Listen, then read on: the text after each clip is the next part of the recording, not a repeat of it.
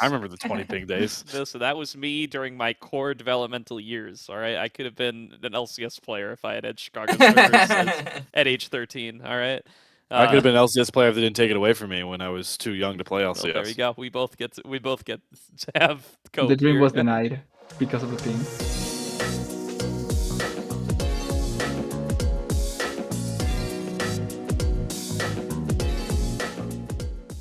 What's going on, everybody? Welcome back to the Salt Mine. I don't care what episode number it is because we are in full off season here.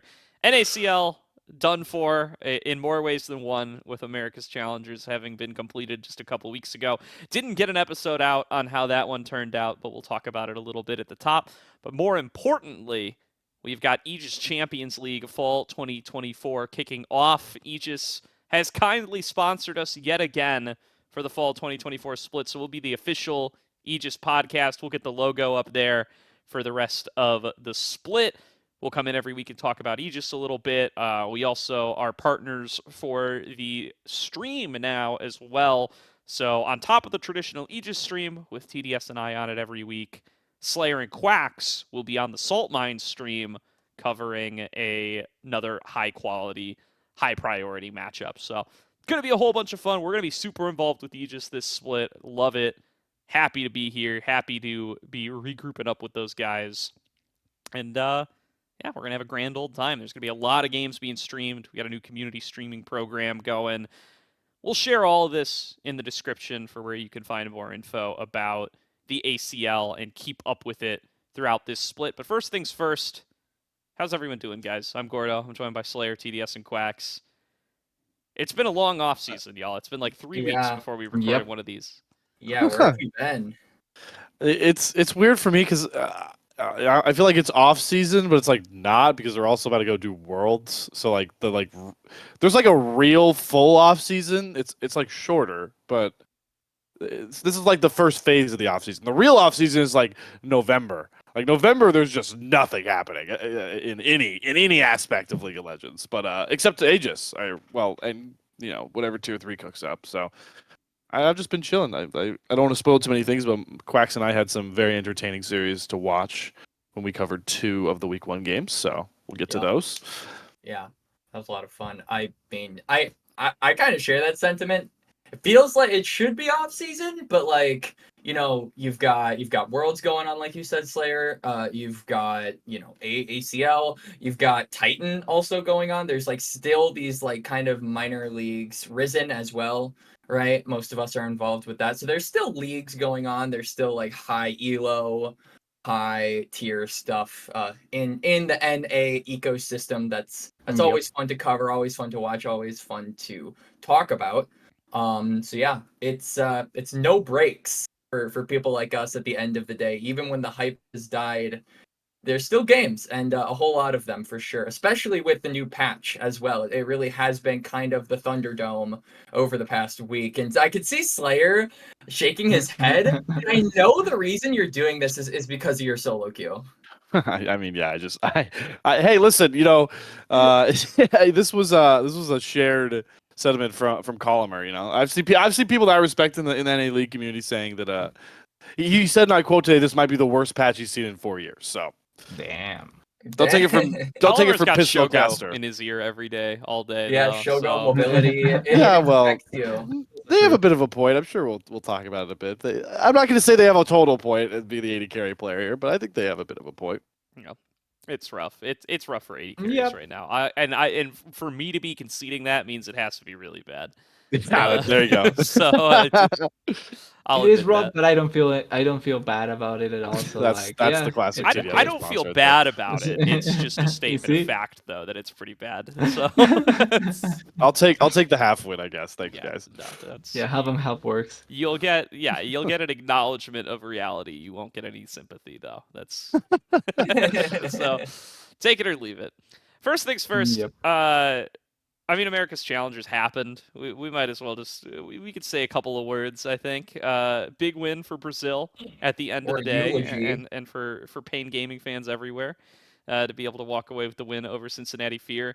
A bit of a choke job from our boys at Dragonsteel, dropping out in the group stage, and Quax already seems to have some cope ready. Let's go for Yeah, it. well, okay. I have talked to this for a few people, especially when in regards to the Dragon Steel boys. Like obviously, when you look at the America's Challengers League, Dragon Steel were the favorites to not only make the finals but to win.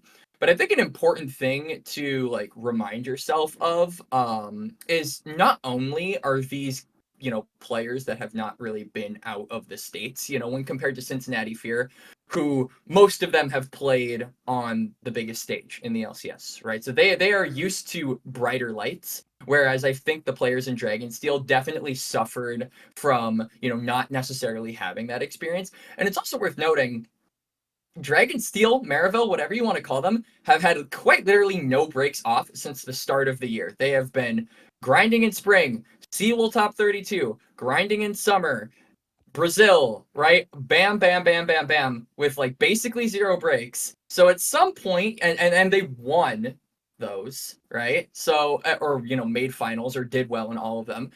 So at some point, I feel like it's acceptable to have a little bit of a choke, especially when, again, you think about the ecosystem they were in and the fact that Brazil fans are apparently a lot more passionate than we are. I mean, that's like when you're playing baseball, you're up to bat and someone's like shining a flashlight in your eye. It's like every time you make a mistake, you just hear is screaming from the audience. And how can I play?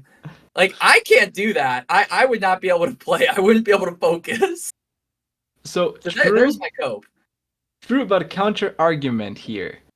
If you want to be a pro player, you have to be ready for that. Yeah. Like the schedule is never going to be forgiven, especially if you want to be a top player. So like, Yeah. I get where you're coming from, but at the same time, I just don't buy the cope from, well, not from you, Quax. I don't buy the cope that I saw on Twitter about the players not getting enough time and all the time that they spent playing all year long and all that. Because I feel like you can just make the same argument for then in that case just end the year with a banger and then you have a rest of the offseason to just be able to relax, like technically speaking, right? But I just feel like they were not badly prepared, but I just feel like they were taken aback. Because one thing is playing NACL and one thing is playing internationally. And I'd say I feel like the same can be said for playing LCS to playing internationally. There's a difference in style against teams. There's a difference in how they are going to respond to you. There's a difference in how they are going to see you when they are going to come at you, right? Like there's teams that will feel, for example, in NACL, as soon as you're playing against them or because of how the season goes, you will kind of rack up a sense of fear, an aura, to call it like that most teams will kind of take against you, right? Like they will know that you're the best team. Like they will say, okay, we're going against the best team. We have to be extra careful in this and these things. But when you go internationally, unless you're like legitimately the best team in the world and it can be seen, like either you're from Korea or China, that same fear is not applicable for other teams. Like, and Brazil is going to not respect you to the same level. Even Latin America, even though they are technically on the lower scale compared to an A, quote unquote. I do think that they are not going to go with the same amount of fear that they would go if they were playing a much, much, much stronger team. And they don't know about how strong you are because they haven't faced you completely the whole year. Like they have just a few chances to play against you. So I feel like that also played a part into that. And I feel like Dragonsteel weren't really prepared for what the international competition encompasses. Kind of like what happened to 100 Thieves, funnily enough. I was going to mention that. Yep. Yeah. That's a fair argument for those of you like wondering, punching ourselves in the face. I was one game away from having a team from my region for the first time in history going there. I team from our region, TDS. We're getting it's not our region yet, Gordo. It still is for now. Yeah. That kind of is my takeaway, though. Is that I mean, like obviously it stings watching Dragonsteel. It stung watching Gumayushi reform into a Brazilian giant of an AD carry player in game 5. Well, yeah, that's Gumayushi. He did it twice in that game too. Oh my god, bro! As a jungler, I physically like flinched. Like I saw that and I had like a visceral reaction. It was bad. I will say though, I had to agree though that it was kind of fun to see that happening. Like at the very least, the excitement all around the game was great. Yeah, because of those things happening. Very exciting series. But my point is like, I'm a guy that obviously I've mentioned a couple times comes from like in traditional sports a fan base that is known for being so passionate to a point that many times it is toxic. And to see Brazilian fans so passionate and like so behind Pain in this run, it's like it pissed me off, but I like respect. I like gained respect, Yeah. like more Yeah. respect. Like the respect I have for this region is like Yeah. a million times better. And what I've come out of with the Americas is whatever the hell 2025 looks like in this new region, they better step the fuck up. I mean, because like these guys aren't playing around their fan base. They've now beat us at the tier 2 level at an Americas tournament.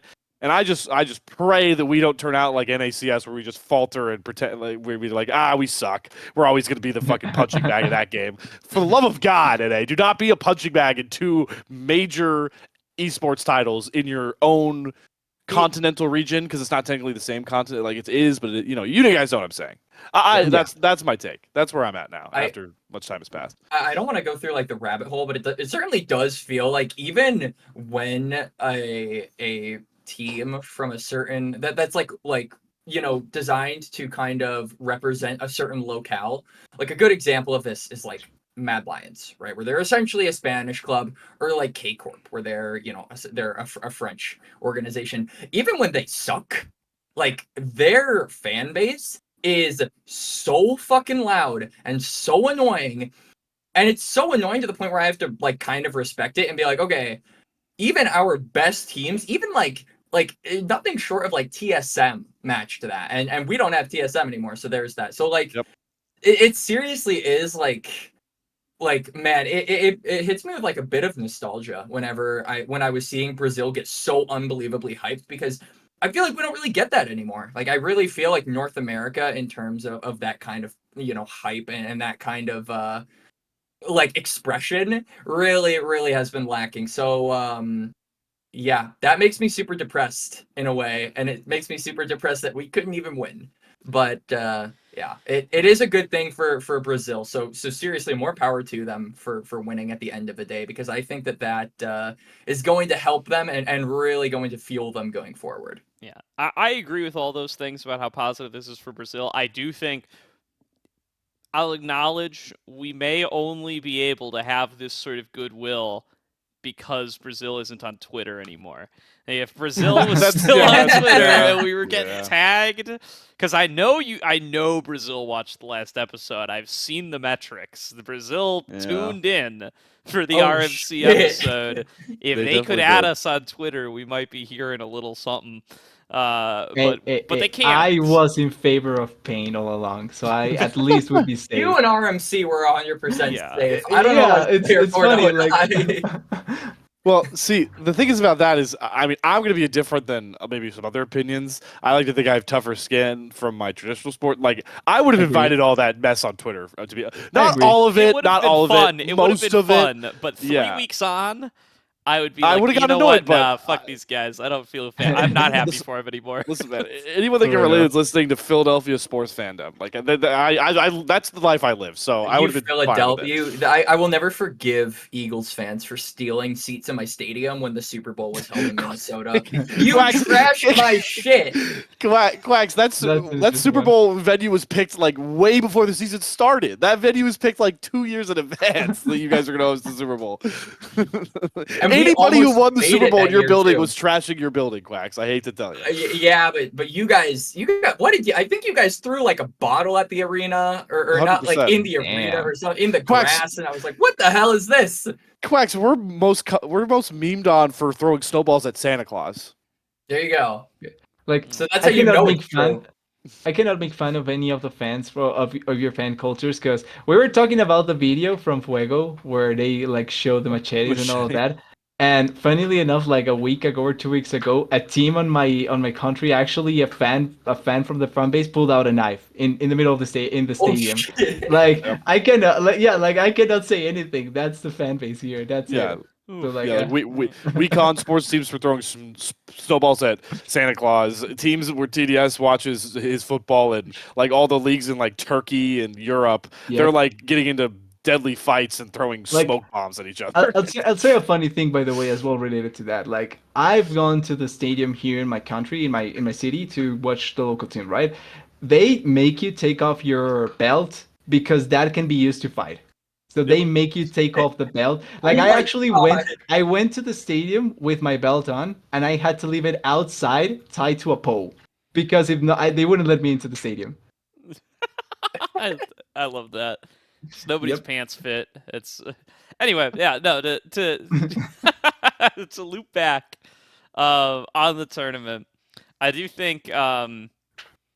Yeah, I mean, you can make all these excuses about the scheduling being rough and yada yada yada. I do think at the end of the day, you're always going to end up at the same place, though, which is that we knew about all that going in, and we still all thought NACL was going to be the best by a lot.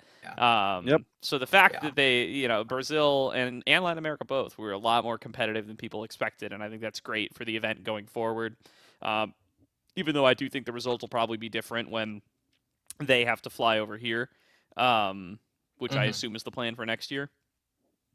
But all in all, I think it was a very successful event. It was a great time. It was really fun. I had Yeah. a good time. Yeah, and, it was great. and shout out, honestly, before we move on, shout out to like RMC and 4x4 for being able to actually cover it. Like, it was really cool Yeah. seeing like their expertise on the ecosystem, like get them into a tournament like that, and it was really nice to hear them, especially we already had RMC on the salt mine, but like congratulations to both of them for making it on, because that's a huge accomplishment at the end of the day, and it was a really big tournament. So They were on the LCS Twitch channel. Absolutely. Yeah. I mean, it wasn't the LCS, And then but my last That thought was close here is just to leave it off on here is that the other takeaway from this tournament might be, hey, maybe having these tier 1 sponsored academy teams might be a little good. Yeah, Yeah. it's one. Feels like those are kind of serving Brazil well. who are the two remaining teams in Worlds at the current moment? Remind the- me again. Yeah, Oh wait, true. the two that, Yep. from what I'm hearing, might not be in NACL next year. well, kind of. Well, that's not what I was going for, Gordo. Well, it's the sister team stuff. So like they wit they Yeah, which they I wonder whatever. which I hadn't even thought about what that means for CB Lowell Academy, but if they make all 10 teams divest, that's gonna be wild. But Yeah, we'll see. That's news that isn't even really out yet. scary news. Yeah, true. Yeah. All right. I'm Well, only sad. Oh, wait, just one thing. Please The go only sad thing for me about all the tournament is that it made ADD look good, and that's the only thing that I'm not against. Oh my god. Shout out to you, ADD. Yep. We'll see. Forever the Teemo god Dude, himself. I wonder what he ADD thinks could about the be rework. We don't know who is going to be. We don't know who's going to be the Latin American LCS representative, but there's a non-zero chance we could get ADD in LCS next year. Or soon. We've been close before. True. All right. Well, let's get an ACL. So, Aegis Champions League. For any of our NACL-focused viewers who maybe aren't familiar, Aegis Champions League is a amateur tournament hosted. We prefer 3 times a year, 2 times this year. Where this is uncapped, so this allows players of any rank to join, which means it's going to be largely Challenger and Grandmaster players.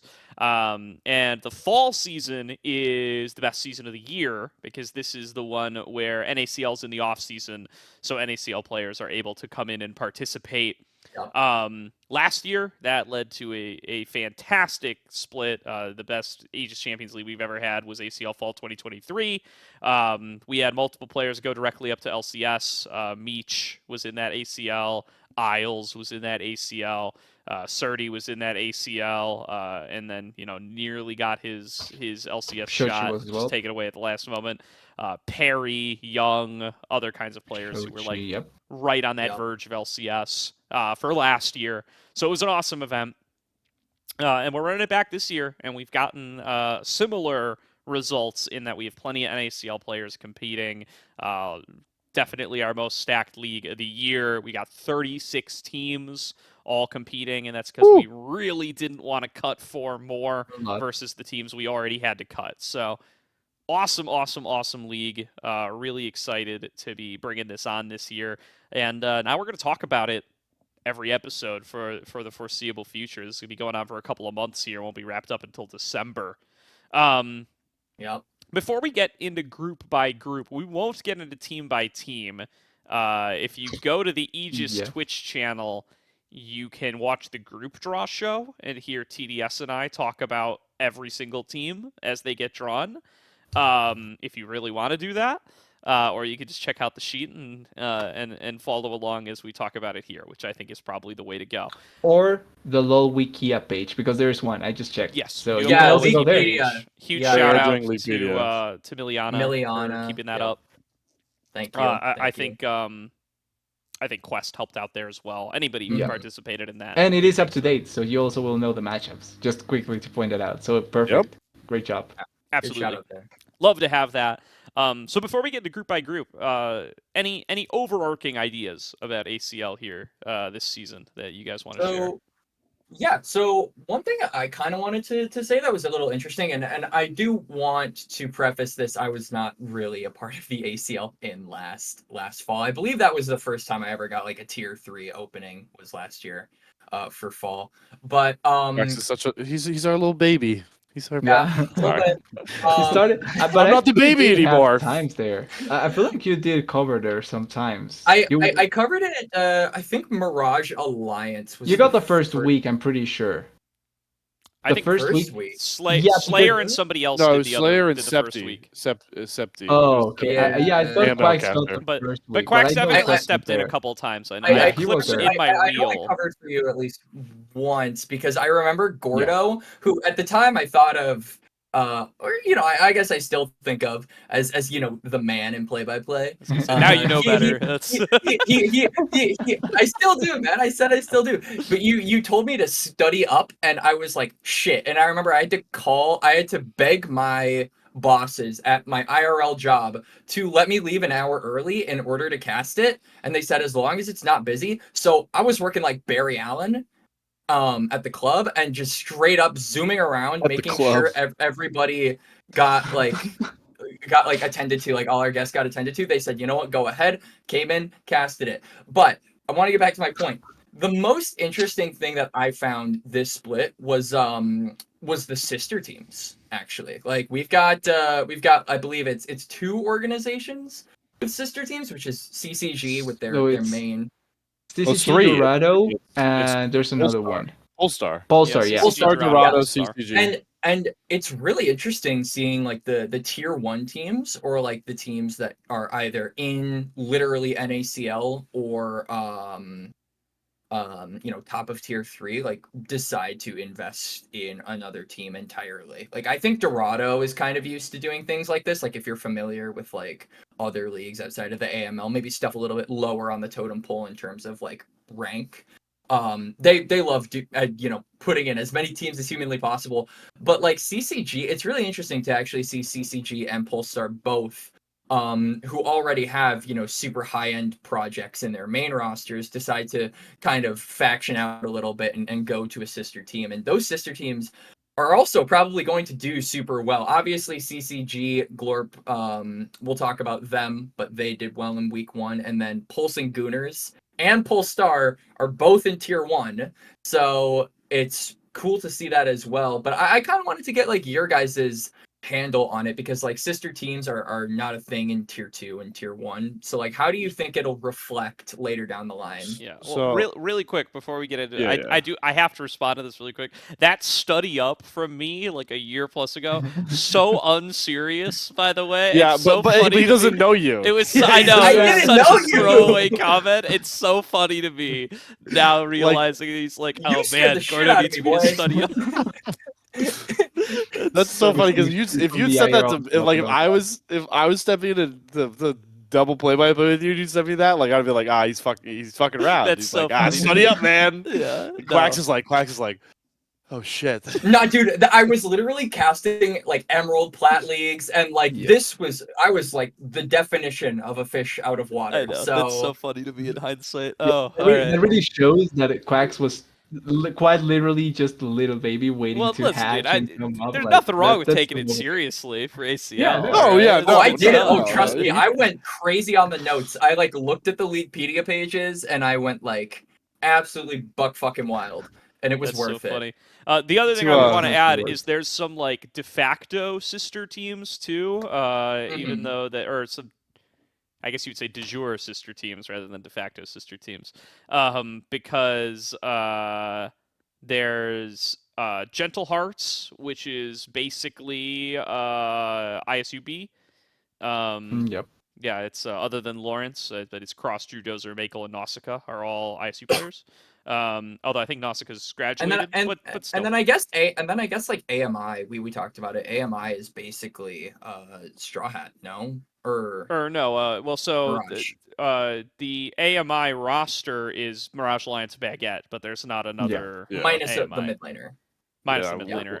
yeah. The other one I would bring up is that Dorado Black has like a Venn diagram situation going on where they're like a sister team of Dorado White, but they are also all Grandview University GVU. players Yeah. who Yeah. also has a team. So that's like a it's like a Venn diagram so with random. Grandview on one That circle is kind of funny. and Dorado on the other It's really circle random. and Dorado Black in the middle. Yeah.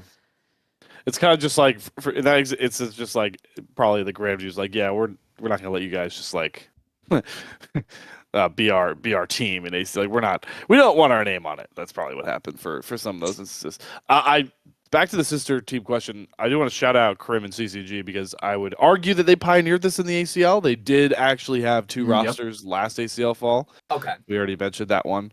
They were CCG Esports and CCG Futures, and Crim has always talked about how he is willing to invest specifically in like young players. That's like younger product, like more raw talent. Like that's why CCG Futures existed in the first place. So it's cool to see him definitely trying that again with CCG Glorp. So that is certainly fun to see. And I forgot the other point I was good. Oh, Dorado. Yeah, Dorado's a really cool story for Tier 3 because like they've slowly been building up to doing this, and I feel like this is like their first real big push into like a Yeah. GM Challenger League roster. Like they've had tons of rosters in the, I don't know, yeah, Platinum, Emerald, Literally, Diamond, my Master. Like yeah, Oh, yeah. very random. I'm pretty sure like basically every league minus Risen that I've casted has had a Dorado I organization. think they have one in here and there. Mythical. Yeah. Oh, they do? Okay, well then there you Yeah. go. But yeah, they've been everywhere essentially for the past like couple of years, if not more. They're basically Team Ambition if they didn't have a shitty owner, because I know the owner of Dorado and he's a cool guy. So there you go. Yeah, no, it's been a while since, That's because a it's been shout like from the since past. Team Ambition that we've had a team like that. Before Team Ambition, it was AOE actually, but Yep. AOE has kind of let its below uncapped teams kind of atrophy away over time. I remember the 16 AOE team memes, like when Yeah, they had like when- AOE yeah, there was no earthquake ban and on AOE sister pools teams and like in who knows what the PGQs. hell they put their name. I love it. I Yep. love it when they let the players name because you've got some like absolute dog shit names for like What do you these mean? big You organizations. love? Wait, That, Oh. we still have though. We still have like- one of those Yeah, now. you don't like Skibbity Looks Maxers, guys? What okay, the but hell? like Come on. the best one is when the organizations let the players on that team pick the name after they say the org. So like you've got like, I remember there was a team that I casted for Aegis, AEL with Britty, and they were called Iridescent Dawn, and they went with Blast Cone. And then there's Omega Gaming, and they did Whopper. And it's just like, and like when I played competitive, I played on an Omega Okay. team, and they were like, let's be called Enigma. And I'm like, why? And they're like, because it's mysterious. Okay. Like, Fair it seriously does lead to some dumb shit. But that's Well, I will completely say out. we have CCG Glorp in the ACL. That's so what like I'm saying. Not yeah. even, not So, even like, close yeah. to the worst one either. It's not even close to the Exactly, worst which is one, not even but- close. Wait, do we have inside information why they named Glorp and not Futures still? It's probably the same scenario that Quax is talking Yeah, about. because the I players think, were like, let's I be do called think that was. Glorp. I don't even think this is a leak, but I remember on their ticket they were like, "We're going to change," because they registered as CCG Futures originally, and then they were like, "The Okay. players don't Oh, like this really? name, we're changing it," and then they came back with this. Okay, I think we should give less power to the players from now on. I think that too. I'm still trying to make it so that I'm still trying to get a rule in so that Ben Guy can't rename himself anymore. Yeah, Fair yeah, enough. we had to deal, True. we had to Best deal with turtle that. NA. All right. Best Yeah. turtle NA. Yeah. I'd say my overall take for this ACL though is it feels like I'm not ashamed to say I think our ceiling's a little lower than it was in fall 2023. Like I don't Fair think enough. we got any guys going straight to LCS this time, y'all. I'm gonna be real. No, I no, think. no. I mean, Yeah. well, Zamudo I would argue and, the floor's Zamudo and higher. Zyko are subs now, so we could get those guys. Okay. It's not impossible to get those guys. But I think for the most Yeah. part, and some of this is probably because of America's Challengers, not gonna lie. During registration for this tournament, those guys were all in Brazil. So Yeah. pretty much none of those 10 players are here, and then even like none of the Fly Challenger guys are here other than Cryogen. Yeah, so it's and that's that's fine. So I think it's Yeah, a I think, little like, bit almost less. no top 4 teams, right? Like almost no top 4, top 5 teams. I would No, even it's like say we have because like no. Kim down from Okay, Team no, Blue Liquid. there is.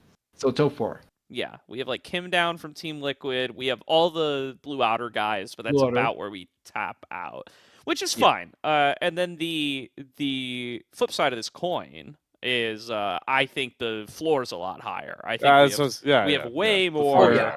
like Yes. tier. If you don't know about the seeding, we did we seeded everybody tiers 1 through 6, with tiers 1, 2, and 3 being 4 teams each, and then 4, 5, and 6 being 8 teams each.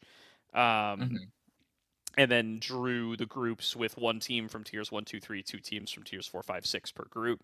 Like there's tier 4, like tier 4 is stacked. Tier 5 is very good, and there's even tier 6 teams that I could see making a surprise run and making playoffs or something. So Where does it say the tiers on the sheet? group And draw it's on the is a end now. tab. Okay, I see it. I see it. Yeah, so there's definitely they're also like listed in tier order. So if you're like on the roster sheet, it's like the first team is the tier 1, second is the tier 2, Yeah. third is the tier 3, then the 2 tier 4s, the 2 tier 5s, and the 2 tier 6s. They're like in order. Yeah, and that was just kind of my point here. Is like I think while last fall ACL was super high ceiling. I think it was like the group stages were less interesting than they will be this year, knock on wood, because I think a lot of these lower tier teams have so much competition to offer. Yeah, I would argue that, and that it's going to make for a better split, personally. Like holistically. Once we get into once we get into playoffs, it's gonna be so much fun. Like I know that's way in advance, but like I can already see playoffs being like insane. For sure. Even the I'm saying like even like the races for playoffs, like last time, like every group had like 2 teams. You're like, oh yeah, they're gonna top the group, and then it's like, cool. There's like some teams that'll fight out for it. This time, like some of these groups, like they're gonna be teams that I could have, especially like after was saying, 1. Yeah, Gordo was saying like teams like I have an expectation of making playoffs that like won't. Yeah, and I think one of the things as well is that I think comparatively there's one group that I think it's I would say comparatively easier in terms of some of the things that shaped up, and the other 3 I think they are quite competitive. Like I feel like the last time we had like one situation where it was one group of death and then 3 groups where you could clearly see something. I think this time around it's different. Like there's one group when I feel like it's kind of easy to predict what could end up happening. The other 3, I feel like it's much more open. So I'm glad that sort of thing can end up happening in the competition, and also trying to not look too far forward, but importantly, depending on some of the changes that may happen to tier 2 and tier 3 going into 2025, like this may be a tournament that opens up a lot for some of these players. For sure. And I think that like this going forward is also going to be. By the way, TDS, I fully expect you to elaborate on which one Groups? you think is easier, but Yeah. you don't have to tell us yet. But like I also think like this kind of a tournament. Obviously, I agree with what Gordo said in the sense that there's probably not going to be a single player from any of these organizations that goes straight into the LCS. Fingers crossed for Psycho, baby. Especially with the changes to LCS next year. It's going to be harder. But I also am thinking that this is going to set kind of the precedence for like the combine season going forward. For a lot of these players who are like looking to break out of there. Like I think I saw a tweet earlier today by ThinkCard talking about like, oh, where are the combines? And a lot of people or a few of the comments were just like, oh, we're waiting until ACL is like done so that way we can like organize everything. And I think like a lot of the expectations for certain players going into that season are going to be shaped by the results that we see here and the performances that we see here. So I think it definitely is going to carry some momentum for the players going forward, even if it doesn't necessarily translate to NACL or LCS. One quick thing though, just quickly to mention here. Next year is Americas. So technically we do have a Brazilian player and a Latin America player, 2 Latin American players. So maybe they go to the other part of the Americas. That way technically we would have an Americas player here if they do get picked up. Just saying. Wouldn't that be crazy for next year? Would Plenty that even be of like a thing if we got like a CB LOL I'll team take it. for If we get ACL it, I'll take that credit. next year? Because we are doing America, so it brings us closer together. You know, I don't know. Hey, who knows? That would be. I mean, it doesn't fucking awesome. geographically, so I think the odds No. that somebody wants to come and play this tournament on ping is unlikely. But Well, there's the chance for the Mexican players to do it. Yeah, I the think LatAm that North. nobody below, I would say, so geographically, I would say Peru, no, maybe a little bit higher. Like nobody below, I think Colombia could probably play here. But from Colombia forward, you can, because it's a little bit closer. Like I think I have good enough ping to maybe play. But that like it's good enough, I will say. just good enough. If Yeah. only they still had servers in LA. Be a lot. I don't miss servers being in LA Yeah, at all, man. yeah, I'm I sure you don't. I do with my 60 ping ass. God damn it! Hey, dude, it was. I remember the 20 ping days. So that was me during my core developmental years. All right, I could have been an LCS player if I had had Chicago servers at age 13. All right. I could have been an LCS player if they didn't take it away from me when I was too young to play LCS. Well, there you go. We both get to have cope The dream here. was denied because of the ping. Yeah, that was it. It ruined some core developmental years. To be fair, my internet was garbage during my core developmental years. The servers in Chicago Understandable. would not have saved me. I had DSL internet until 2014. Wow. Wow. Dial up. That was not I don't know what something that my is. family prioritized. I'm Latin American, so I was going to lose anyway from the start. So like, yeah, you were always on this path. All right, let's get into the groups. Let's talk about Demacia. So, without getting too deep into all of the teams, let's just talk about the results from this week. So, 3 matches were played in Demacia this week. Illinois State University takes a 2-0 win over Drop Dead Gaming Resilience. Chaotic Solar takes a 2-0 win against Peak Performers. And CCG Glorp takes a 2-1 win over Next Level Esports. What are we looking at from this group? What really stands out? I mean, the obvious one is the Chaotic Solar upset over Peak Performers. Yeah, So- that was our yeah, that is quite clearly. that was our first streamed match. Yeah. I'm just gonna quickly say a couple things because I want Quax to cook here, because Quax will cook here. Oh yeah. It was very interesting week 1 because I think it was cool to see how teams were reading the new meta and how fresh it was. And I was impressed on how Chaotic Solar approached the patch given their drafts. I still think they had some big performers. They had, like very skilled. It was a very big series from Devonair and Zev. Very cool to see those 2 young guys, the Clown Gaming royalty, perform well. But I just think this was as much a draft gap as a skill gap, because these games, I'm sure Quax will say, were actually kind of close at both points, and Yes. it felt like the draft difference kind of came through for Chaotic Solar. Yeah. So the 2 things that I think really separated these 2 teams in week 1 were yes, I think the draft was the big one, but then I also think you briefly touched on it, Slayer, when you mentioned the Clown Boys, but like the cohesion that these players had with each other shines through, right? Like these are players, J-Bear, Rapid, Debonair, Zev and Jito have most of them have been involved with each other at some point, like, or another. I even wrote that down in my notes. So like I think that we certainly got to see them bust out some of that old synergy and really put in the work. I will also say I do think that like peak performers in particular seemed while I think Chaotic Solar were really good at adapting to the meta, I don't think peak performers had a great meta read either. Like in particular, I hate to criticize anyone in particular, but like this, we're coming into a patch now where enchanters are really the big thing for a lot of bot laners. Like Lulu is picker ban, Nami is good, Karma is good. A lot of these, backline enchanters with these hyper carry 80 carries like the Jinx, like the Zeri are preferable. And Dardoch is really only great, I would say, on those engage supports, right? So you had the Nautilus. The next game you had the Alistar, and he was able to put up good performances. But then you've also got Jito, I feel, who is not only playing these enchanters like the Karma, but when he went on to the Rel in game number 2, he just felt more comfortable with it, right? Because he's a coach who's been around Zev before.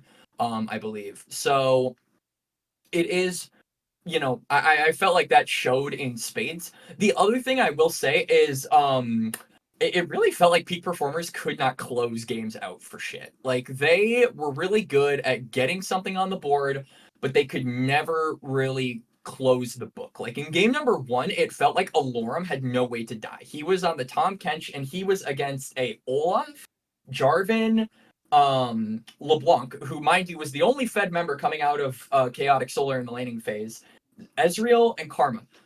Where is the armor pen until 35 minutes? Trick question. There is none. But they managed to, despite, getting a good early game, they didn't close it out, right? Like, they had a decent late game comp with Yone, Udyr, and a invincible Tom Kench, and they still kind of got the table flipped on them. So I think it was a partially Chaotic Solar being really good on reading the meta and having, synergy with each other.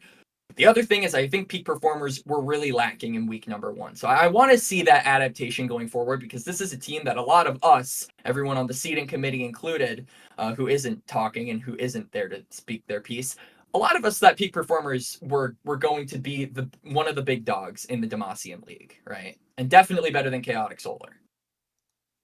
Yeah, I agree. Like I feel like the biggest thing and the weirdest part to me that I took out from that game or from that match in general is that, and it's following up on the point that you're making with enchanters.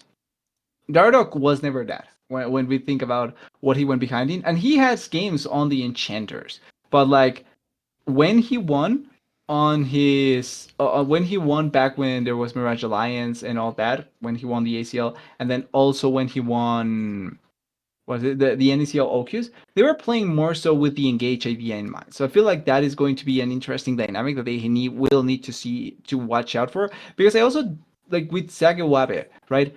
I think that he can be a good hyper carry, but at the same time, I don't see him being like the person that you want to drop all the resources on. Especially because it wasn't the case when we saw him back in the what's called the promotion tournament with Polestar. Like I don't think their plays are revolved around playing around Zagewabe, which if it goes into more enchanters, that has to be something that you have to look into with your AD carry. So it's going to be an interesting dynamic. And at the same time, Dardo, like he has played support before, but he just came off of a year essentially playing back in jungle.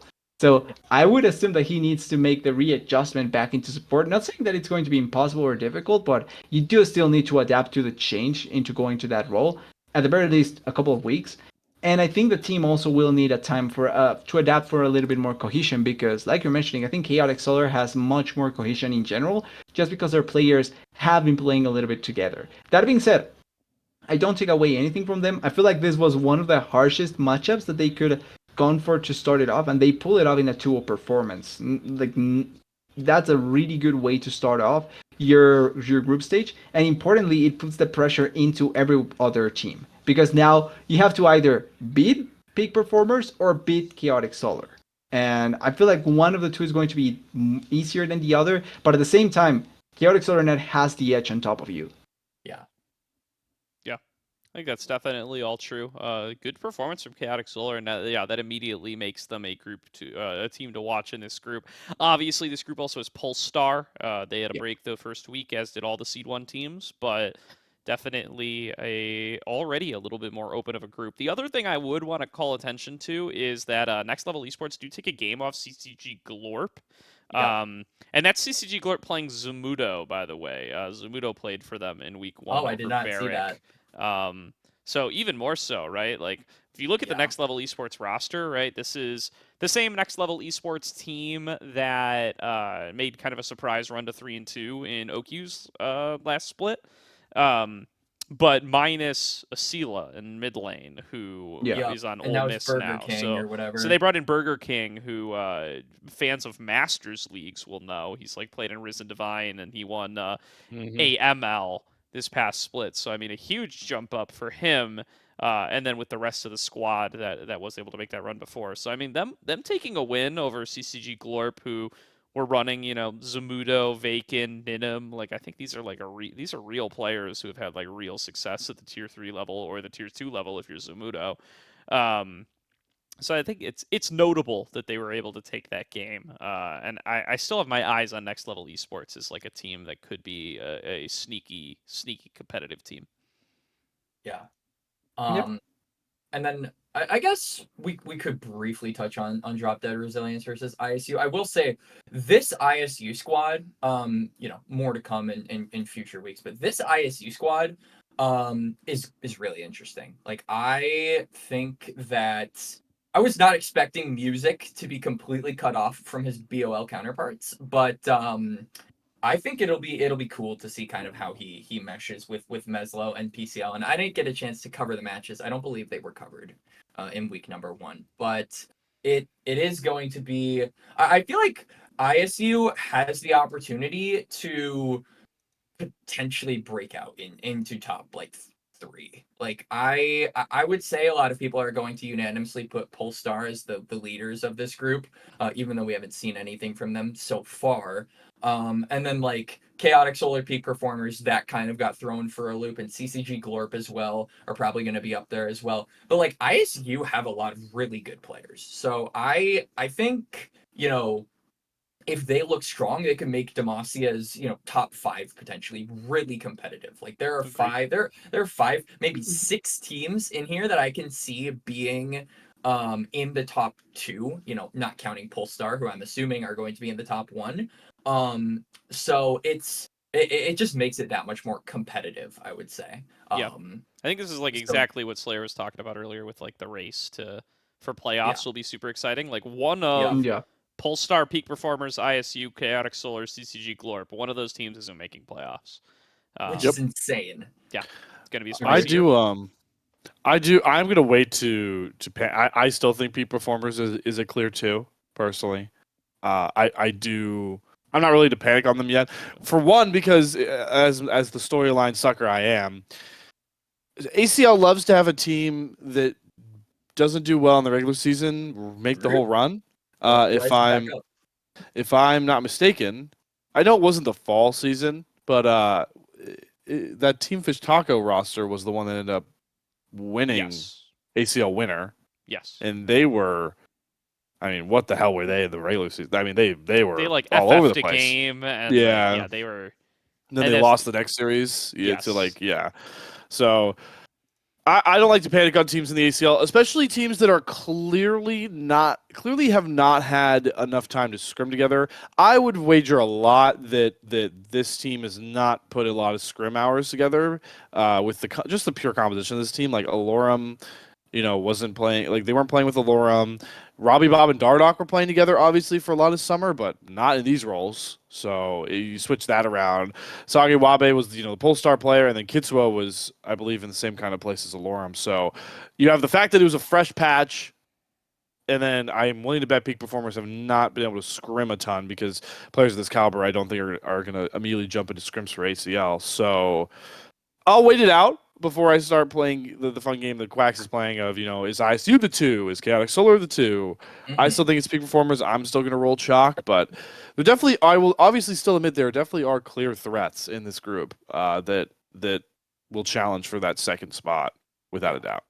Especially with week 1 being all like weird with some of the results, it just makes it more fun to see where Demacia will end up being. And until we see Polestar, that's where we can really draw the line, right? Because Polestar has to be the one that really either steps up 100% and becomes that top 1 team and everyone is fighting below them, or if they get messy, then that group becomes really, really chaotic, funnily enough.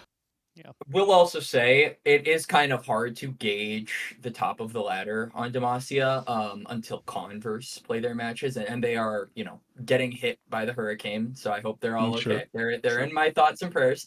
But until they play their matches, I feel like Converse are gonna kind of be like an X factor, because I expect this team to actually be pretty good. I believe Sneaky bottom lane, very good bottom lane. Yes, very good bottom lane. They've got. I will always put Devin in. I mean, I'll always be a fan of Devin and Phantom Star Slayer, and I have bought out the Devin Bucks, for sure. And I think their top side, Zav in particular in the jungle, I think is going to be really cool. Pain Shell and Definitely Ego knowledgeable. made playoffs last fall too. Oh, they did? They Okay. played for Well, Harrisburg. Yeah. I was not actually familiar with them, but that just makes it more interesting, right? So I think like another thing to consider is that there are a lot of like reschedules for the ACL. Like we are a week and a half into it, and Quite a few not teams right, haven't not played. just with Converse, but I feel like until I feel like it definitely does kind of blur the results and blur opinions when we don't necessarily have all of the data from a certain week to go off of. So I certainly think Converse have an opportunity here, really to put up some numbers, because I'm really excited to see this team play. Like I will say it till the day I die. Devin is the man. Hope one, hope for all. Yeah, and Phantom Star is pretty highly regarded. Just did not play in that second summer qualifier. I'm very high on Phantom Star. I know for a fact that there are a lot of people around the tier 2 level and high organizations in tier 3 that think very high of Phantom Star as well. So this guy just started out. He's just getting into collegiate. I think I've claimed it before, but if Joey Phantom Star keeps to his regimen that I know he gets to very hard and keeps growing, this guy will be. We will talk about this guy kind of like the way we talk about Cryogen now in a long ways down the road, but nonetheless, I believe it. Yeah, for sure. Fair enough. All right. Well, in the interest of time, let's get on towards Noxus. So 3 matches played in Noxus as well. Getting unlucky on some of these ones where we should, in theory, have 4 matches a week. But 3 in Noxus. Nanos Noobs takes a 2-0 over Calamity Esports. Pick Me Galio takes a 2-0 over Dorado Black. And Mirage Alliance Baguette takes a 2-1 win over Straw Hat Crew. Yeah, Where do so we even begin with this one? I mean, I would say we begin with the match that me and Quax watched again. We were able to get this one. We caught this one on the reschedule. Was on Saturday, and this Chaotic Solar Upset was fun. This was banger material. This was Straw Hat Crew. Straw Hat Crew won game 1 very convincingly. Mirage Alliance Baguette looked like a little bit all over the place. Quax will obviously speak to how the games flowed a bit more. I'm just going to overarching story type and let the analysis Quax take it from there. But the way Mirage Alliance really battled back in this one was super impressive, and it was Eider in game number 3. It was huge. I was really impressed with their drafting. Pocus went for this Galio that ended up being such a big game player. But the last game was a 43-minute banger where we had Elder fights, we had Baron fights, and it was this one Baron fight where Pocus was able to get 2 of these huge taunts that just picked off Sushi and Zhao Danny and basically set the game straight. So that series was a banger. Yeah. These 2 teams are going to be battling for 2 in my mind, or maybe even probably 2. I'm gonna calm down a little bit. They're probably gonna be battling for 2 this entire split if they keep up like this. Yeah, this I don't even know where to begin with this series. Honestly, that's how much shit there was in it. But I will say this: I think that this kind of Mirage squad definitely has the skill. I feel like this is the kind of squad that has the ability to really scale into the ACL as time goes on. Mirage as an organization, I'm super interested in this kind of story, right? Because we haven't seen Mirage since the unfortunate situations of the spring open qualifiers and the spring promotion tournament. They dropped off the map completely, and me and a decent amount of other people thought they were just done. Like, I hadn't heard anything about Mirage coming back whatsoever. So to see them come back with a bunch of talent and then even a new player in Eider is really cool. And they took a majority of the AMI squad. So I will say that this gives kind of 100 Thieves acquiring Golden Guardians vibes, but the big person that I really want to shout out is the player that wasn't on AMI, and that is Eider. Like, in game number 1, I don't think it really is any stretch to say I was worried about this guy. They picked him Yasuo, or no, they picked him Yone, and it did not go well whatsoever. Nope. Zhao Danny threw down the Renekton mid, and we didn't see a ton of action in the early game, but the Yone was just never able to have like any kind of impact. Right, so they completely locked down what was basically the carry for Mirage Alliance. It really kind of rested on Low Jazz being able to carry it on the Lilia, which he wasn't. And I think that game 1 came down to the two biggest strengths of Straw Hat Crew, at least in that series, which were Kim Down and Frost Forest. Like, these guys in game number 1, you have to watch the replay, were everywhere. Like, they were everything everywhere all at once, like the movie, but without Michelle Yeoh. Constantly on the flanks, constantly setting up picks. Kim Down did not miss a damn hook to save his, like, you could blindfold this man. You could blind him, literally, and he would still be able to hit these skill shots. Frost Forest had some sick engages on the Sedge. That just completely subjugated them out of the game. And then, like, game 2, they pick Eider Yasuo. They give him a little bit more faith. And at the beginning of the game, you kind of think, okay, he's probably this is images of game 1. I think he at one point was like 1-4 on the Yasuo. Yeah. Yeah. And this was with a comp that had Gragas and Wukong. This is a Yasuo's dream, right? And if Yasuo can't carry, then this comp falls apart. But he managed to kind of to rally the troops. He managed to rally back. Again, a really good performance by Low Jazz. I think I have to shout him out as probably the MVP of the series. Even though I think Eider is probably the person I want to talk about the most. And then game number 3 probably saved them the game. Like, he had insane shockwaves. Like, I think Pocus on the Galio, like Slayer mentioned, was a really big thing, but had like a 3-man shockwave, had the Storm Surge, so was just capping people off, constantly picking off Zhao Danny as well. So, like, huge shout out to the rookies. And this is something, this is something that I kind of am really interested in for the entirety of the ACL is the new players, because there are a bunch of new pieces that, you know, were kind of discounted or not really taken into consideration before, who I think are now in prime positions to really make a name for himself. Eider is one such example, and I think with a performance like that, if he's able to scale well into ACL, we could be seeing a player who, like I mentioned Combine season earlier, could really make a name going into 2025, and I think it would be really exciting because of how differently he plays from other mid laners. And really quickly, I will say, if you're listening, Eider, I know it's spelled like Adder. We got corrected on the broadcast as Eider. So We did. unless somebody tells us apologize. differently, it's It's Eider apparently. Yeah. So I know Wait, it's been Adder didn't for a we- while. We had one of those too, yeah. We Yeah. had Likeable, who I even confirmed on the Draw show. Is his name's Lickable in a lot of different places, but I guess that is a bit, and the name is supposed to be Likeable. Gotcha. So apologies to Likeable there. We'll know going forward. Moving on through the rest of this one too. The Pick Me Galio 2-0 over Dorado Black. Let's go. Going to be the other one My here that God. really surprises a lot of people. I mean, Dorado The Black biggest upset, yeah. looking like it is going to be the main team for Grandview coming into next year. Castle, Ginkle, Nightstar, Pluto, all kind of known entities from that team. And then with their new top laner out of Ultraliga, Ariana. More imports. Let's go, baby. That's NA League of Legends.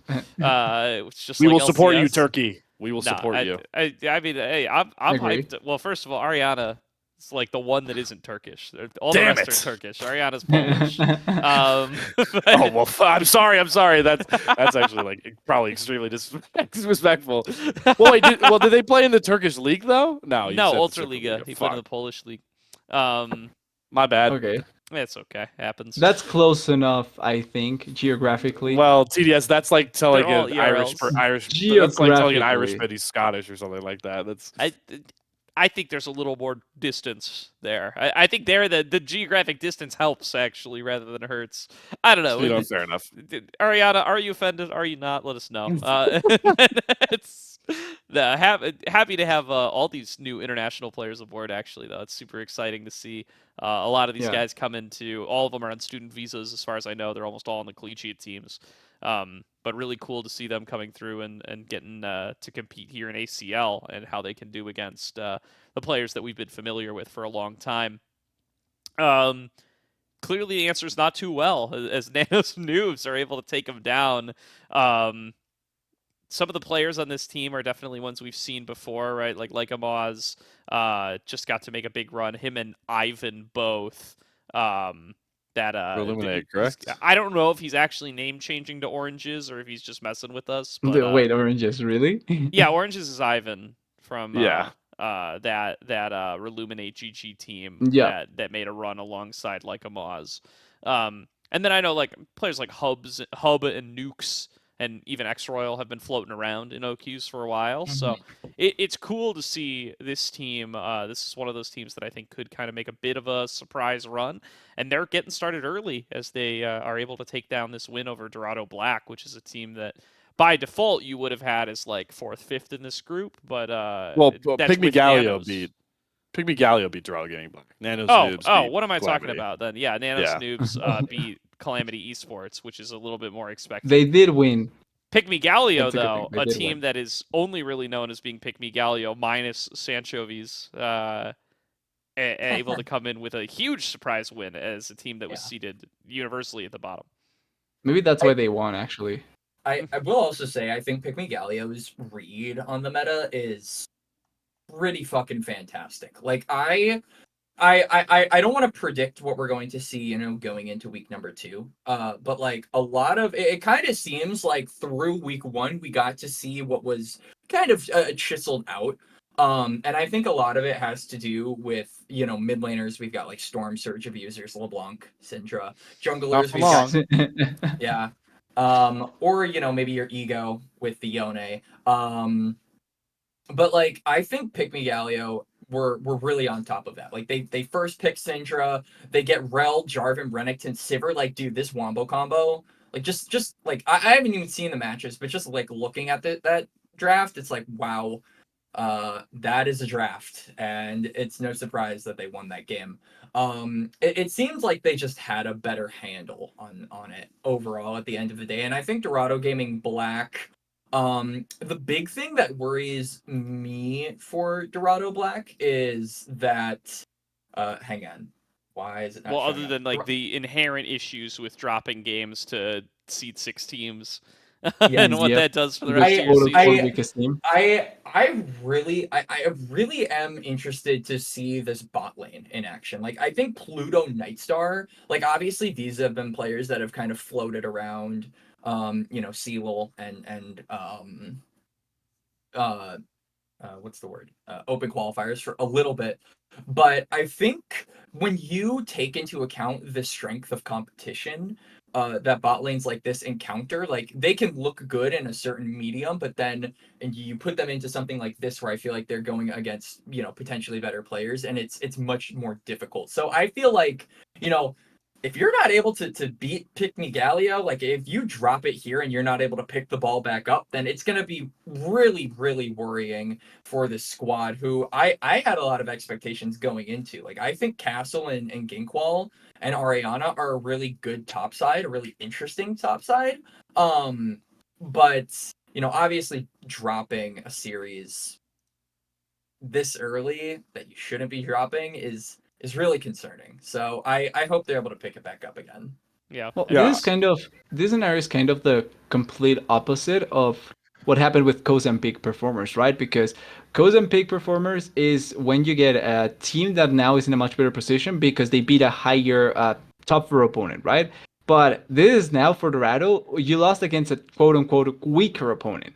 So now you lost out on one of your best chances to rack up victories.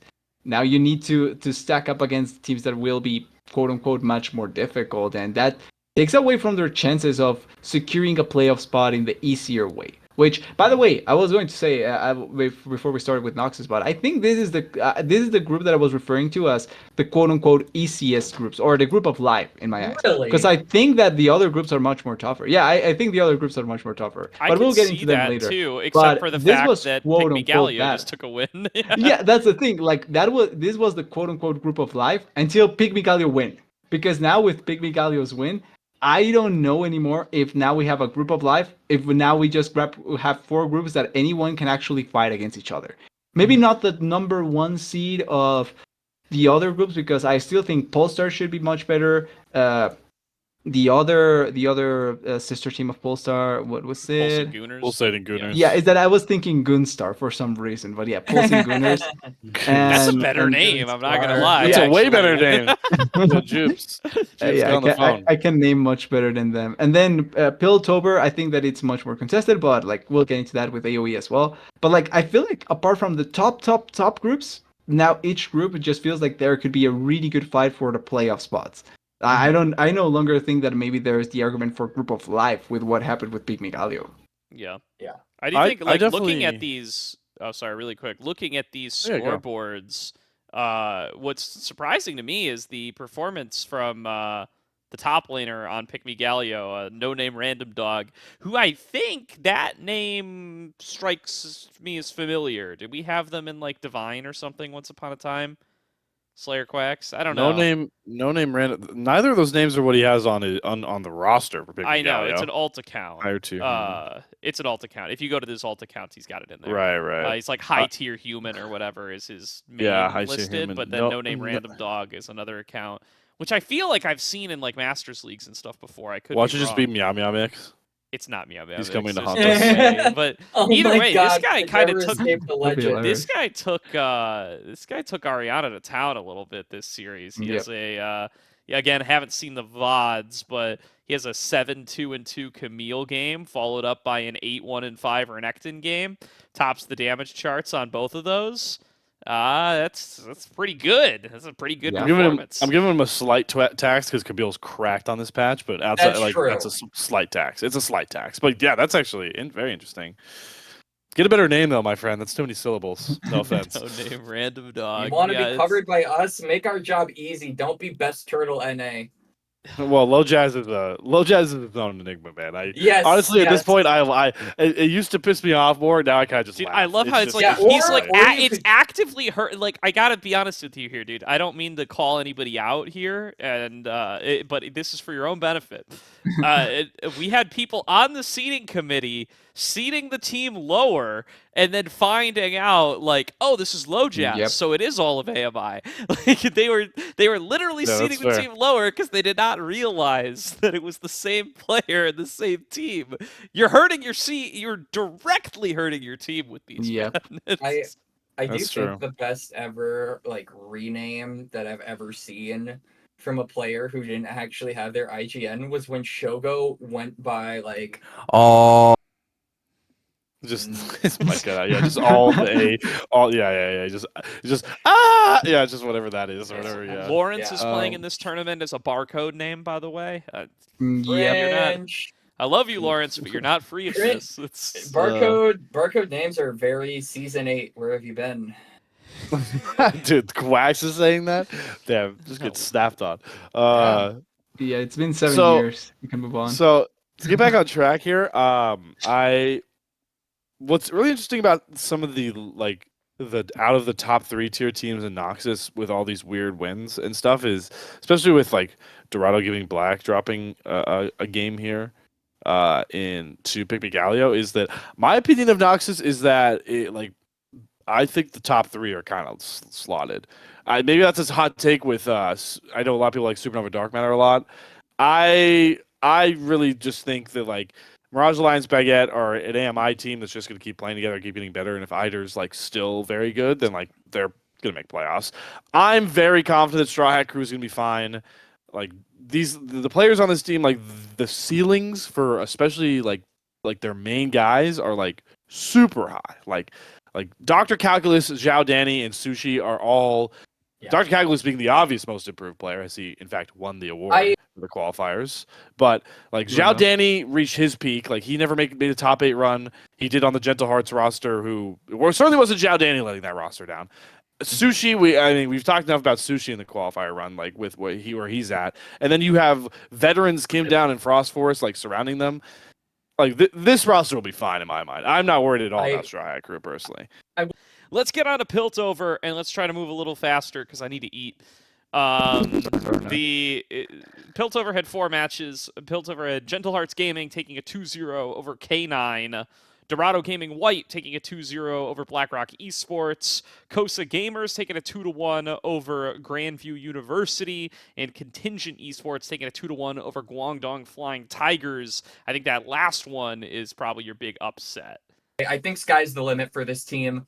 When you've got players like Porsche, when you've got players like Drexer and Snow 2, I really feel like this is a squad that can do super well. I will also say that I think BlackRock, obviously Gordo, you'll get into it, but BlackRock are kind of a question mark for me personally. Like if you had asked me what I think about BlackRock, like 2 months ago, I would have said, oh, this is probably one of the best organizations when it comes to, getting good results. But they had a very disappointing open qualifier. They had a very disappointing second open qualifier, and now they get upset in week number 1. So this is a little bit of like a what's going on with this organization, because it feels like they should be a really big top contender at the current moment. I don't think it's really cool an upset. Yeah, I don't think it's an that's upset. what I'm thinking about. Dorado White was a tier 2 team. So I would at say, least seeding, not an upset. it's an upset on right. seeding, regardless of personal opinion. Yes, you're right. My bad. So it's not an upset on seeding, even if it is on your personal opinion. I think BlackRock looked fine. I think Dorado were the better team on the day for sure. Definitely like Kachu definitely popped off. He looked like he has not missed a beat in the time he's been off. He didn't play this last split, of course. Munchie looked very good. The big question we had coming in that Sneezes and I were talking about a lot was how good is Draxer's AD carry, because he doesn't traditionally play that role. And it's a question we didn't have to have answered because he played Ziggs and Syndra. Because AD carries a bit bad. Thanks, 1419. Yeah, thanks, guys. The patch, AD carries a bit bad on the patch, so they just put Kachu on like Yone and stuff to have AD, and Draxer played Ziggs and Syndra, so didn't really matter. They definitely looked. I think BlackRock put up a decent fight in game number 1. In game number 2, they fell way too far behind and were just slamming their heads into that wall, and not getting the opening that they needed. I do think, the biggest question mark on BlackRock that I think is what doomed them to being tier 4 instead of like tier 3 was Likeable. And Likeable looked good. He played all right. He wasn't as good as Kachu, but Kachu is like on that pushing NACL level, I think. So I think Kachu is like, easily a... That's high praise. Yeah, he's like so I unique think too. I'm so glad we have Kachu back. He's a unique it's player. A little bit more of a melee mid guy than you might and it want. works right now. Yeah. But he's made promo tournaments before, and I think he's like, if you had to, if you had to pick like 5 mid laners, or 3, if you had to pick 3 mid laners from outside the NACL to put in the NACL, Kachu'd probably be on that list. If it was like 5, you would definitely be. It'd be like Robbie Bob, and then you'd be Sudsy, Robbie Bob. Yeah, it'd be Sudsy, Robbie Bob, and then you'd very quickly start being like, I don't know if any of these guys are gonna not just get rolled over. And I think you would. Ariendel. I think you'd be worried about that's the thing. You'd be worried about those guys just getting run over, and I think Kachu would be one of your best choices. So I think Kachi's quite good. He might be the best mid laner in this group, right? Like he and Ariandel are posturing for that. Yeah, I think it's a fair. I'm honestly like after Frozen Titan's performance, I can put him up there. But yeah, I think it's probably between the two of them. Yeah, like, I think it's between Kachu and Ariandel. Maybe talk about Titan in there as well. And I think Likeable did fine. Like Kachu Yeah. had a very good couple of games, but I don't think it was. I think it was off of him playing very well in skirmishes and doing well to find opportunities roaming, more so than it was him just like clapping Likeable in the one-on-one. I think Likeable held his own in the one-on-one just fine. Yep.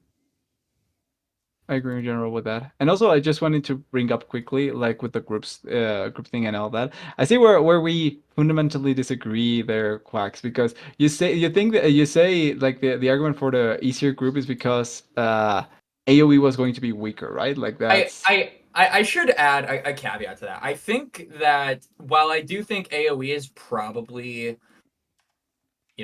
knock on wood, the weakest tier 1 team, I do think that overall the level of this division is still pretty strong. Like in my opinion, fair enough. when you've got like quote unquote bottom tier teams being able to win games, like Kosa have a good roster on paper, K9 have a good roster on paper, Grandview have a good roster on paper, but none of these rosters, in my opinion, scream like great, right? Like if you put if you put a majority of these teams in Noxus or Demacia or God fucking forbid Zaun, which I think is the group of death, they would get absolutely ripped open. I do think against each other, it's going to be a tight race. I will say, I think when you're looking at like race for playoffs, this will probably be the closest division. But like those 1 to 2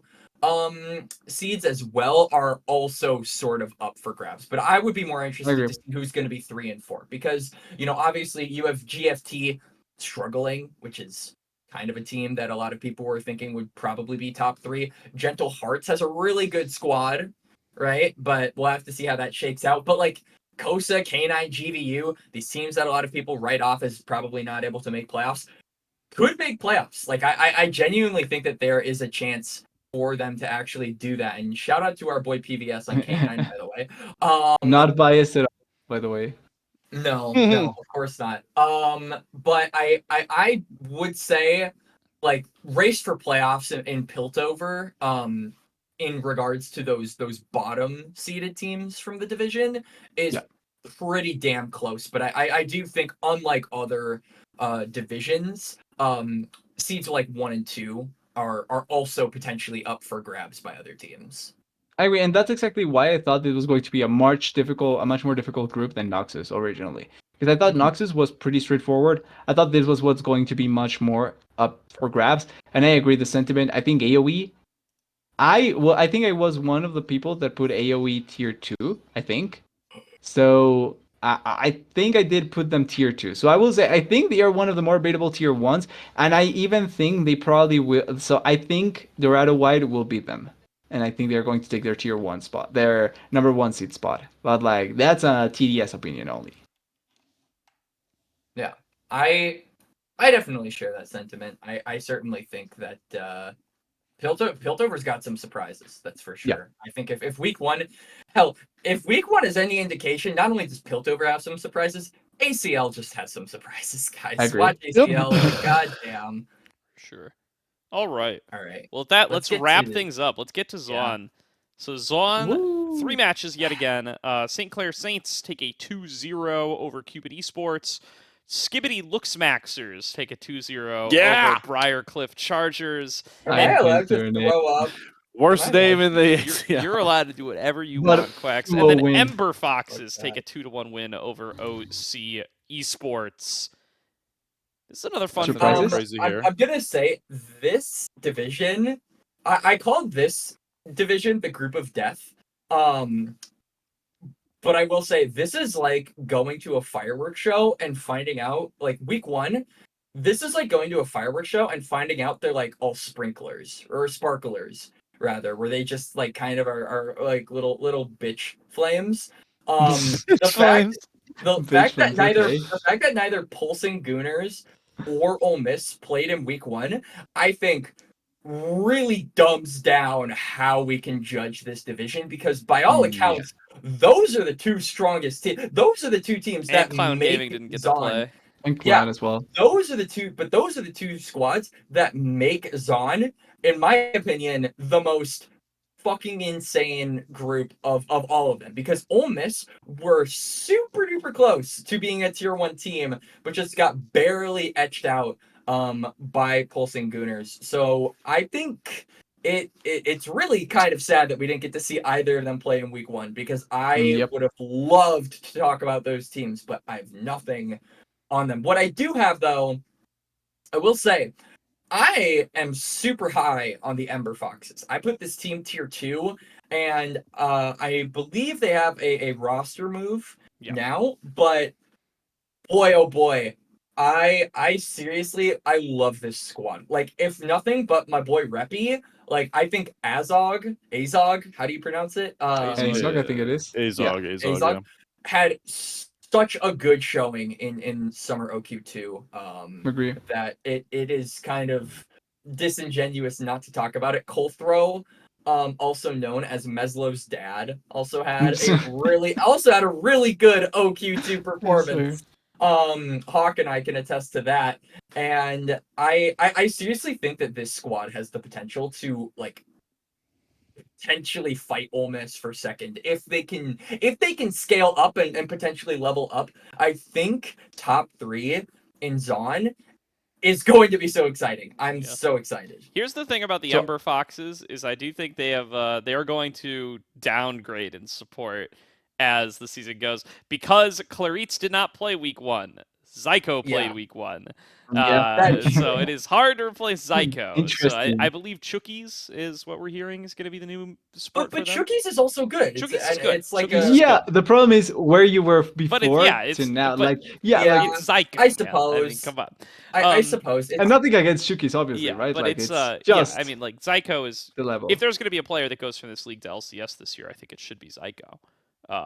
And we hope that it's going to be One him. can only hope. Him and Surdy, hope. Yeah, and Surdy's not in this league, so sorry, Shopify Surdy. You're dead to us now, Surdy. You didn't join ACL this year. Yeah, definitely I agree with the points on this being a stack group, and I think there's there's so many question marks in this group is I think what contributes to it a lot, right? Like St. Clair's got Lig, and there's always that question about what are players from Latin America going to look like when they come to North America.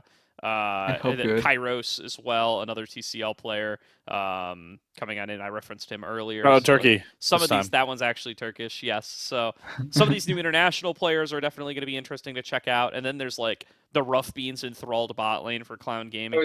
Clown Gaming's like my big. What the hell is this? Clown Gaming is my big call. Like I think I seeded this team higher than consensus. I think I had this team in tier 3, and I stand by it if so, and if I didn't, I should have, because I just think this is like still a very good team. I just the role swapping stuff does not, specifically when it's Rough Beans and Enthralled, just does not worry me after watching how they played. Not at all. I mean, I guess but not really. I mean, we've seen Rough Beans do some absolutely insane baller shit on Ducky Getter, so I'm not really worried about his Enthralled, I'm more worried about than Rough Beans. Rough Beans, I think. You know what? I'm not worried because this stupid patch is not actually nobody actually play a fucking marksman. Rough Beans could play any position, I think now, and I would just be like, yeah, sure.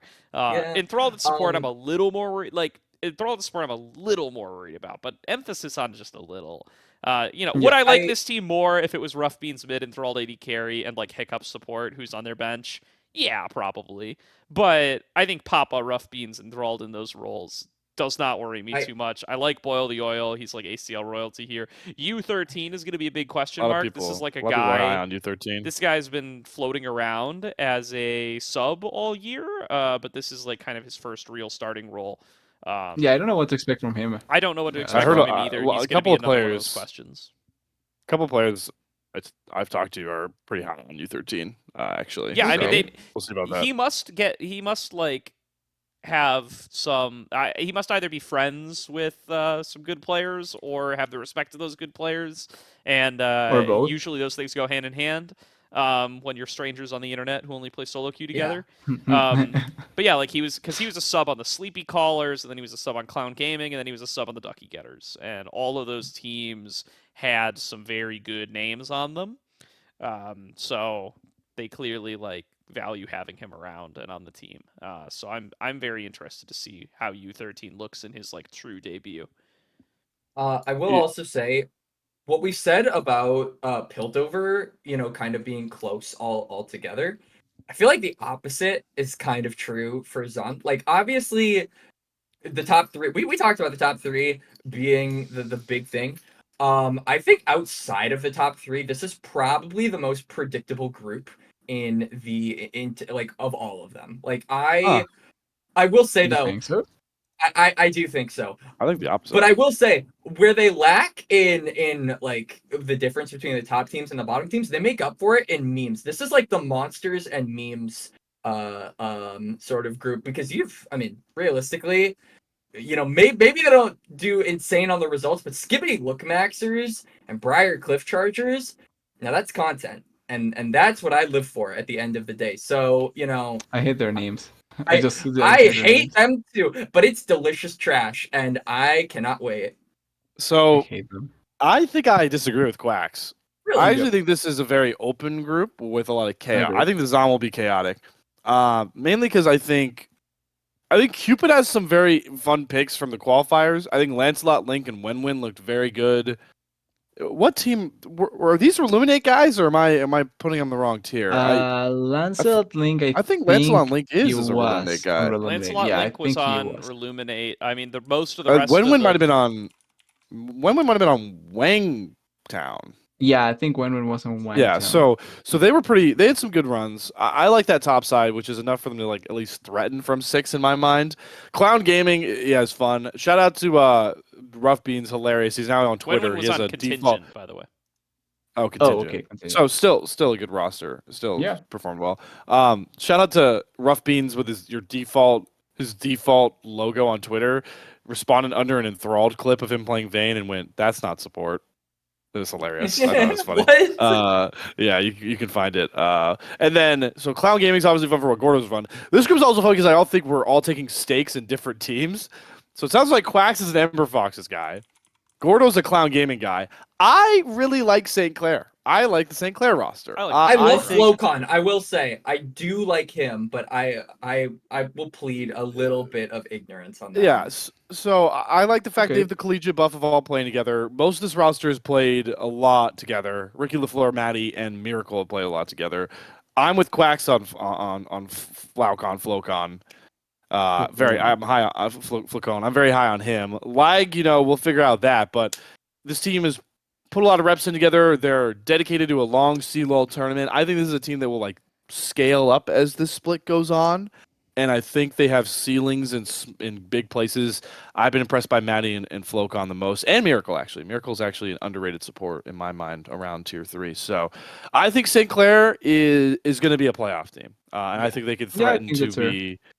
I think they could threaten to knock somebody down. And I'm going to say the line that Gordo said earlier. It is crazy to me that one of the pulsating Gooners, Old Miss, Ember Foxes, St. Clair Saints, and Clown Gaming will not be in the playoffs. But one of them just I cannot will- be. I will just say I think we should take out of that equation Goonstar and Almis, because I think they should be Yeah, okay. pretty, like I feel like that's I'm just not saying for the fair sake of the considering numbers, things. Fair Fair enough, yeah. fair enough for the numbers, but yeah, like, and also I'm kind of surprised that I'm the only one going for the number 1 team of this group, which is going to be Almis. You think Ole Miss is going to be number 1? Over Yeah, I Pulse? think I actually like their team quite mean, a they lot, could. and I think Asila is going to look great. I think it's Asila going to really be is fun. going to. I think Asila is going to make or break your prediction here. Like I obviously, And I think it's this going is- to be great. That's why I'm going for them that hard. Fair. This is kind of my hot take on that, is that like, so Ole Miss operated like very, like they were very cut and dry with how they had Uncle Sam. what's his name? Yeah, Uncle Sam. I don't know why I was blanking. I apologize. Like he would play Galio, he would play weak side, he would be Shogo's and Icelandic Hero's bitch, and just kind of roam around with them in any way. Like, you know, he would wear like a cat maid dress and then like walk around with a tray, meet all their needs. But I will say, Asyla, nobody can do what Uncle Sam did for that squad. It felt like it was a very Renegade. Yeah. it felt like it was a very different style of how most teams like to play. And I think my question is, with Asyla being a much more aggressive mid laner, can they kind of reinvent their previous style that worked so well and make that new style, you know, be better than it was before? And obviously, you know, you have to take into consideration strength of competition. But like I seriously think that like Asyla has a job that they're going to put him on, and if they're not giving him the same job, then we have an Ole Miss esports squad. We have an Ole Miss esports roster that could look completely different in terms of style simply because they changed their mid laner. And I cannot see that change, at least right away, equaling them being able to beat out Pulsing Gooners. So, you know, they don't play each other for a little bit. But like as it stands, I just feel like this squad, there are too many questions around how they're going to reinvent themselves around their new player. I feel like that's fair, but just quickly, I think that that's precisely why I'm inclining more into them now. And it's because I think Sam, like you're mentioning, it was more of a weak side kind of player where he was just there for the rest of the team, exactly. But the more you look into the qualifiers and the more you look into how the teams that end up going up look, you need a star mid laner. Like, you need to have a mid laner that will pull off the plays and be the main guy for you. And I think that that's what Ole Miss kind of realized here is like they cannot get another Sam profile, because that is not going to work out if you want to go the step higher that you need to. If you want to get into the NECL, get into the NECL. Like, you need to actually have a good mid laner to fight for that spot. And I think that that's been showed time and time again with every team that has gone up into the NECL. Your mid laner has to be a star. Or at the very least, fight against the stars to the level that they can fight. Because if not, it's going to be difficult. And I think that's the Asyla difference there. I feel like they took the page from what Winthrop was doing and they completely just scribbled on top of it, say never gonna work, and completely pulled up a different page that is actually going to work in my eyes. Because Sword, I will say it, I think Sword was one of the main reasons why Winthrop never went to the NECL when it was Oculus, and that's why they had to buy the spot themselves, because they were never going to qualify just by having Sword. Nothing against Sword, but I feel like you need to have the star mid laner. And I think that Asyla will be that. Now, I may be proven wrong eventually, but I think that attempt at having a mid laner that will be more of a star than what you have previously will be the answer for Ole Miss. Yeah. I agree. So I agree with that. TDS, I'm almost with you on the Ole Miss train. I'm almost there. And I don't care if I sound like a whiny baby here.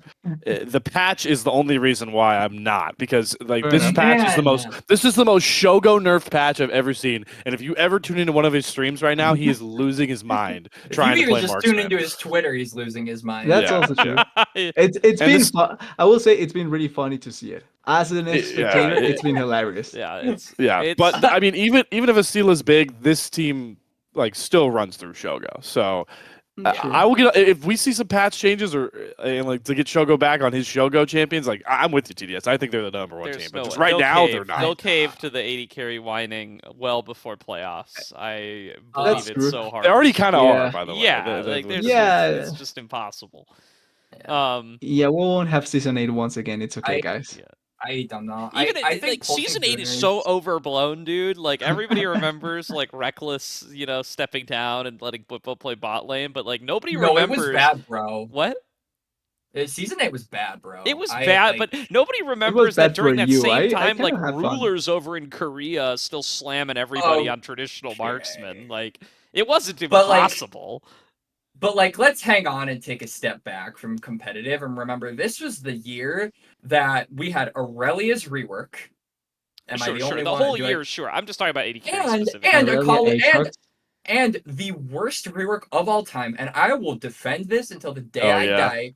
Crowd dodges Shroud Yup. dodges Akali. turret. Wait, Shroud dodges go into turret. the turret, and it is one of the only times that I have like agreed that like League is actually like in like a horrible state. Like That was I I'm think hilarious. surprised you left out Aatrox, considering how dominant he was Aatrox as is a well. problem. You know Actually. what? That was a rough year, dude. And Urgot as well. Urgot was also Urgot was reworked this year. great. Urgot was Yeah, a no, but I great mean, like we got Aurelia rework, Urgot rework, Aatrox rework, and I think there was one. Akali, Well, you're forgetting Akali Akali. rework. No, there was one many. more. There was Akali, Swain, and Nunu. And then the only Oh, two champions Swain. Okay. that was the year of reworks. And the only two champions they came out with that year, I remember because this was the year I started getting into like trying in League of Legends. Was like Kaisa and Pike, I think were the only champs that year. Yeah, and then Kaisa was made our world, so yeah.